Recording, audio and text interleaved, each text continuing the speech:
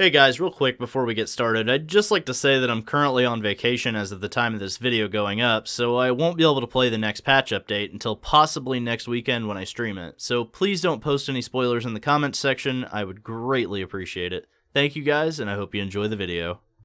Hey, what's up everyone? Soldier First Class here. In today's mission, we've got a new interview from PC Gamer with some hints from director Naoki Yoshida about what's to come in Final Fantasy XIV's Endwalker. He also spoke about 7.0, the new story that they plan to tell after the Zodiark and Hydaelyn arc comes to a conclusion, and even gave a few recommendations for what players should do while waiting for the expansion. So let's get started with Yoshida being asked about the story of Endwalker and what this means for the future of Final Fantasy XIV. Yoshida replied, "With the 10-year plus history, we were able to tie up a lot of loose ends, and with the climax, there will be a lot more questions that are answered, and people will understand the reasoning behind a lot of things that have been present throughout the story. With that being said, there are areas within planet Hydaelyn where we haven't explored yet. There are continents that have yet to be discovered, areas that have yet to be explored. There's possibilities there. And with the story of Shadowbringers, we learned that the Crystal Tower acts as a portal to distant realms, including the first and those that have been divided by the Sundering. It can also allow us to travel in time so we can go back to the past and future as well, so there's still a lot of possibilities left. So, I think in my time with the game, I think there's three big mysteries on a lot of players' minds, but the big one for me is Silvertear Lake. We know that Midgard-Zormr left his home on Dragonstar and was given a new home on the Source by Hydaelyn. This was in exchange for defending whatever was sealed in Silvertear Lake. We still haven't found any answers to what exactly this secret is for over 10 years at this point. The other two mysteries for me are how Vana, the heart of Hydaelyn, come into play, and the other is about us being the 14th member of the Ascian Convocation, Asm the Traveler. We learned who we truly are from Shadowbringers patch 5.3, but how exactly does that factor into the story of Endwalker moving forward? Will we use the Crystal Tower to become whole again, or will we somehow reawaken our Ascian powers? Now to some of the more important notes about what he said here. There's a few places that we haven't been to, and these lie on continents that have only ever been mentioned, but never really seen. Meracidia is one such territory, and is the home of the first brood of Midgard-Zormr. Dragons like Tiamat, Bahamut, and Vritra, who we now know is paired with Estinien and Endwalker, all made their home here at one time. However, this location has never been accessible in Final Fantasy XIV. It'll be interesting to see if we go to the home of the dragons and discover the damage that the war with the Allagan Empire caused. Now this is where the Crystal Tower comes in. From Shadowbringers, we know that this makes travel to the first possible, but also opens up some interesting questions that Yoshida hinted at. Where else could it take us? Could the Crystal Tower be the key to some of Endwalker's story? Will we go to other shards, or maybe even travel back in time to the days of when the planet was whole again? Whatever is happening, there's a lot of possibilities for 7.0 and beyond, and the team has definitely left a lot of wiggle room when it comes to the future. For everything we get answers to, there always seems to be more questions, and honestly, this team has proven that it's not a bad thing to have those questions. Yoshida was then asked about the world of Eorzea, and if we can expect another world destruction like the game's 1.0 version ended on. He replied, "That won't happen again. You wouldn't see a case where right after Endwalker, everyone is going to have amnesia or the meteor, Dalamud, comes down one more time and the realm is destroyed again. We won't have those incidents again, rest assured." He also went on to say, "We have no intention of negating all that has happened in the story. We don't want to negate the adventure that you went on, the characters that you met along the way, and the achievements that you've accomplished throughout your journey. So when we are looking to that transition and moving forward to the next chapter of that story, it's safe to assume that this was still taking place in the same universe, so to speak."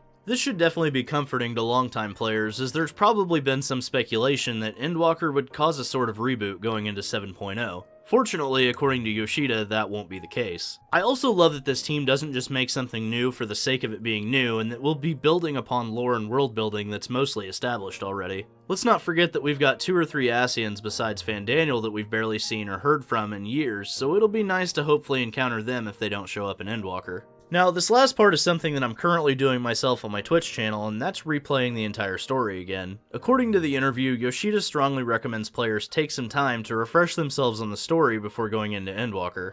Natsuko Ishikawa, lead scenario writer on both Shadowbringers and Endwalker, also recommended at FanFest that we replay the Coil of Bahamut and Omega Raid series as we head into Endwalker.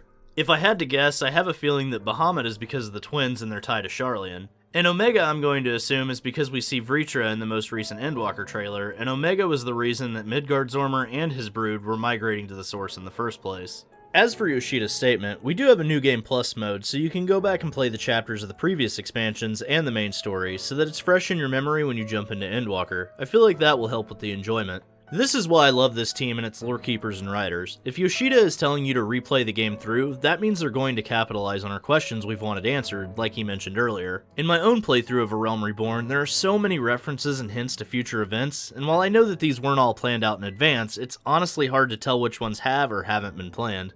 That to me is a sign of how good the writing of Final Fantasy XIV has been over the years. Everything has a purpose, and not every throwaway piece of information is actually throwaway. It makes 14 feel like it has this living, breathing world that feels like a real place that we're taking part in. He left the interview with one final statement about replaying the game. By now I'm sure you're familiar with characters like La Habrea and Elidibus, but they've been around for a long time. Some of the dialogue that they said might carry a different meaning after experiencing what you know from Shadowbringers and going back and revisiting the earlier parts of the story. Maybe another key thing to look out for is when Hydaelyn calls out to you, and how many times she's called upon you. Also, the job quests. Some people might have skipped over them, but there are going to be a lot of characters that are going to make an appearance in Endwalker, and that might be a good place to look at from a story experience as well. This is something that I find really interesting, because we know from Shadowbringers that the Ascians aren't as clear-cut evil as the game, and Hydaelyn for that matter, have led you to believe. These are a group of people who lost their home, their people, and everything they ever knew or loved. Even the short stories, which are part of the Tales from the Shadow series, shed a more human light on these characters. For example, Emet Selch had a son who died from illness while he was under the disguise of Solus Zosgalvis. From what I understand of the story, even though Emet is an Ascian, he truly loved his son, despite him being a frail human being.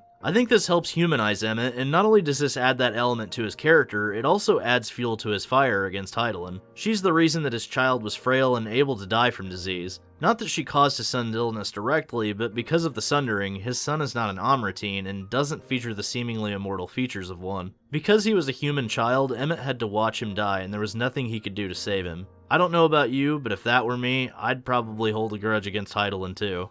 This wasn't part of the interview, but I'll leave you with this thought. Natsuko Ishikawa stated at FanFest 2021, "We keep calling Endwalker the finale of this story arc, but it's also a sort of curtain call where you get to say goodbye to some of the characters you've met along the way. I hope you will greet them once again this final time with all the love in your heart." Now, I may be reading too much into this statement, but it seems like not everyone is going to make it out of Endwalker alive.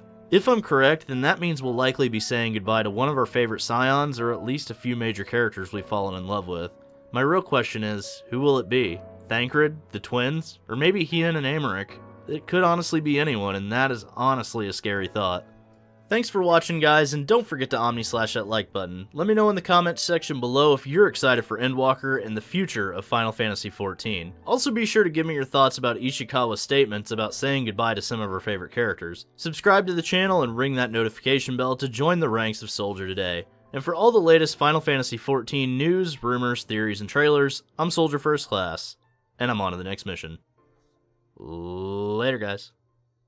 So, I made a joke on Twitter yesterday about Charlian secretly being PS5 scalpers, and then I had that joke turned on its head, and I couldn't stop laughing for a solid 10 minutes after it. Someone pointed out that in the trailer, yshtola is about to walk into the forum desk. At Hotaro FF14 pointed out that we shouldn't be mean because she's blind, and that thought had never crossed my mind until that moment, and I couldn't stop laughing at how simple that explanation was. So shout out to them.